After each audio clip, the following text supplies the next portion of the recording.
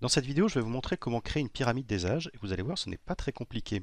Mais juste avant cela, je vais vous parler de la façon dont j'ai collecté mes données, parce qu'en fait ici, je suis connecté à une base de données que j'ai réussi à récupérer grâce à ce nouvel outil qui s'appelle Récupérer et transformer dans Excel 2016, ou également connu sous le nom de Power Query, que vous pouvez également retrouver en add-in dans Excel 2013. Mais avant Excel 2013, vous ne pouvez pas utiliser Power Query, ce qui est bien dommage. Et donc je vous montrerai dans le module spécifiquement à Power Query comment j'ai réussi à récupérer ces informations directement depuis la source de données. Mais ici, c'est le graphique qui m'intéresse. Donc ici, j'ai réussi à constituer une table avec les tranches d'âge, ici le nombre de femmes et ici le nombre d'hommes, men en anglais. Donc comment à partir de ces données, je vais être capable maintenant de créer une pyramide des âges? Alors déjà, première chose, c'est que je vais sélectionner tout mon tableau avec les en-têtes et je vais faire une insertion de barres. Bon, alors là, on voit que toutes les barres sont du même côté, donc ce n'est pas bon. Ce que je vais faire maintenant, c'est rajouter une nouvelle colonne qui va être en fait l'inverse pour les femmes. Donc tout simplement égal moins, et je prends la valeur pour les femmes, entrée, automatiquement, comme je suis dans une table, Excel recopie la formule. Mais là, je vais juste avoir un souci en termes de nom parce que je ne peux pas avoir deux fois le même nom. Donc si je remets F ici, automatiquement, une table n'accepte que des noms uniques, donc elle m'a rajouté l'information 2. Donc ce que je vais faire, c'est plutôt transformer ici, positif, le nom de ma colonne. Et maintenant, ici, je peux remettre la valeur F. Donc je recommence, j'insère mon graphique en barre. Alors c'est déjà beaucoup mieux. On arrive maintenant à bien visualiser et la partie qui est à gauche et la partie qui est à droite. Mais en fait, maintenant, je me retrouve deux fois avec ici les informations sur les femmes, une fois à droite, une fois à gauche. Donc ce que je vais faire, c'est tout simplement le retirer, sélectionner mes données, et donc ici, F positif, ben je n'en veux plus. Il y a aussi autre chose que je ne veux pas, c'est ici l'âge groupé. L'âge groupé est considéré comme étant une donnée à part entière de mon graphique. Donc encore une fois, je le retire. Bon, c'est déjà bien, nous avons les femmes à gauche et les hommes à droite. Mais ici, les valeurs 1, 2, 3, 4, 5 jusqu'à 12, en fait, correspondent à mes lignes. Ce que je vais retrouver, moi, c'est les valeurs de la colonne A. Donc une nouvelle fois, clic droit, sélectionner des données, et ici, étiquette de l'axe horizontal, je modifie et je vais sélectionner ma colonne A. Et là, vous voyez, ça marche parfaitement.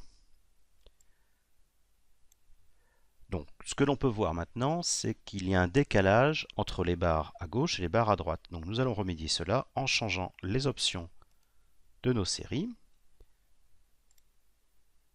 Alors ici, automatiquement, vous voyez que dans les options de série, sur l'axe principal, j'ai superposition des séries et largeur de l'intervalle. Nous allons travailler sur les deux. Superposition de série, nous voulons qu'elle soit parfaitement superposée, donc la valeur 100%. Et là, vous voyez maintenant qu'elles sont parfaitement l'une vis-à-vis de l'autre.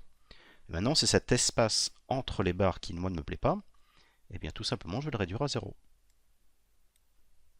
Comme ceci. Maintenant, au niveau des couleurs, donc là, je suis basé sur les femmes, je vais prendre donc une couleur rose. La bordure, je vais la mettre en trait plein et en noir. Et pour les hommes, je vais faire du bleu et aussi les traits en noir. Comme ceci. Après, si je veux ajouter les valeurs des étiquettes, eh bien c'est très simple. Ajouter des étiquettes de données. Vous avez les valeurs. Et ici, de même. Donc la dernière chose qui ne va pas ici, ce sont les nombres négatifs. Ça, ce n'est pas un problème, il suffit tout simplement de sélectionner les valeurs et de choisir ici, dans les options d'étiquette, le nombre. Donc par défaut, c'est général, mais ici l'astuce, c'est de mettre standard, point virgule, standard. Écrit de cette façon, la première partie correspond au nombre positif, et ici au nombre négatif. Comme à chaque fois c'est standard, standard, toutes mes valeurs seront positives. Ajouter, et voilà. Donc comme vous le voyez, créer une pyramide des âges, c'est très simple, il suffit juste de superposer les barres, faire en sorte que l'écartement entre ces barres soit réduit à 0, et changer la valeur des nombres négatifs en valeur positive, et c'est tout.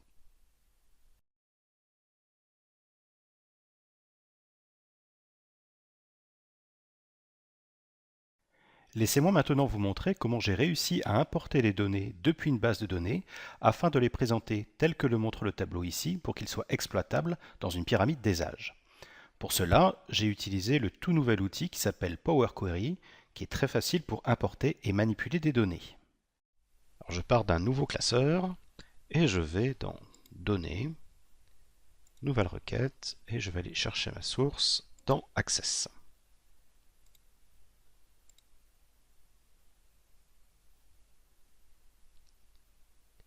Power Query est capable de voir l'intégralité de ma base de données, donc à savoir les requêtes et les tables.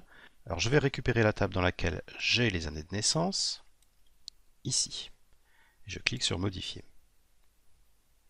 Donc là j'ai 55 colonnes, c'est beaucoup trop, je ne vais conserver que les deux colonnes qui m'intéressent, à savoir l'année et le genre.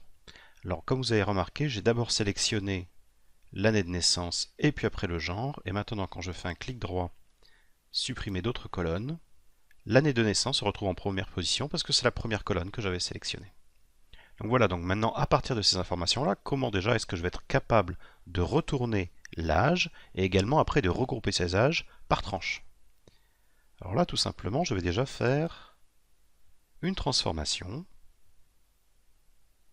en date comme ceci.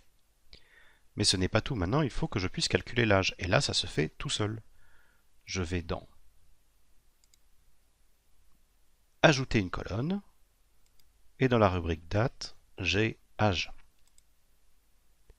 Donc là, une nouvelle colonne qui me compte le nombre de jours s'affiche. Moi, ce n'est pas le nombre de jours que je veux, c'est le total en années. Et cette colonne, je la transforme en nombre entier. Donc comme vous le voyez, en 3 étapes, j'ai réussi à extraire l'âge, et cela sans la moindre formule. Alors maintenant, comment est-ce que je vais être capable de regrouper ces informations-là par âge? Donc maintenant, je vais refaire un petit peu de ménage. Donc je conserve le genre. Et de nouveau, supprimer d'autres colonnes. Je n'ai plus besoin des autres colonnes intermédiaires. Ce que je vais faire maintenant, c'est additionner le nombre de fois que j'ai des gens qui ont 28 ans, 49 ans, etc. et par genre. Alors pour cela, je vais aller dans Transformer, Regrouper par. Je vais regrouper par nombre d'années et également le genre. Et tout simplement, je vais compter les lignes. Donc voilà, j'ai 79 personnes qui sont des hommes et qui ont 28 ans dans ma base de données. Bien, c'est déjà une très bonne information, mais ce n'est pas suffisant à ce stade. Moi, ce que je veux, c'est par tranche. Or là, la différence d'Excel où il existe une fonction qui s'appelle arrondir au multiple, cette fonction n'existe pas dans Power Query ni dans le langage M. Il faut que je la crée moi-même. Donc l'astuce ici, ça va être de sélectionner la colonne des âges et de lui appliquer une opération qui s'appelle, en ajoutant une colonne, le modulo. Alors qu'est-ce que fait le modulo? Donc si je fais un modulo par 5, ce qui va faire une division par 5 et me retourner le reste. Donc quelle que soit la valeur que j'ai ici, si je fais une division par 5, donc 55 divisé par 5, le reste est de 0, et ici, 27 divisé par 5, j'ai un reste de 2. Et donc qu'est-ce que je vais faire maintenant? C'est que je vais me baser sur ce résultat pour le retrancher à cette valeur et ainsi avoir mes groupes. Tout simplement, ajouter une colonne personnalisée, groupe âge, et c'est ici cette colonne moins celle-ci. Et instantanément, je retrouve mes groupes. Donc je n'ai maintenant plus besoin ni de cette colonne, ni de cette colonne. Je peux les supprimer.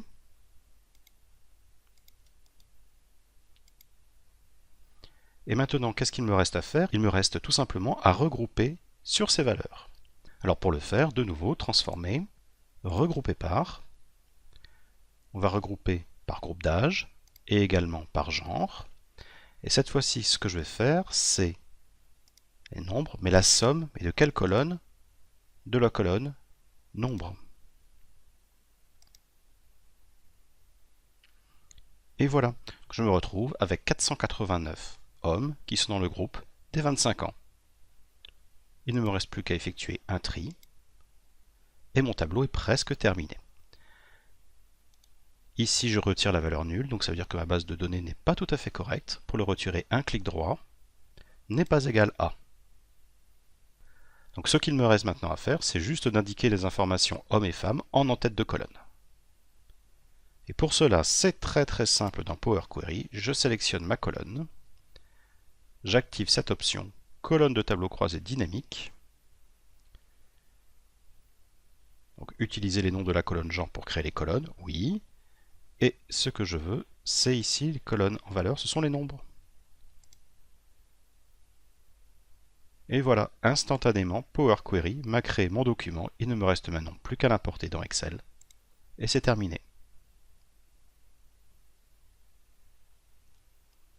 Donc vous voyez bien l'intérêt, on est parti directement se connecter sur une base de données pour faire toutes les transformations et les importer dans Excel tel que nous le souhaitons.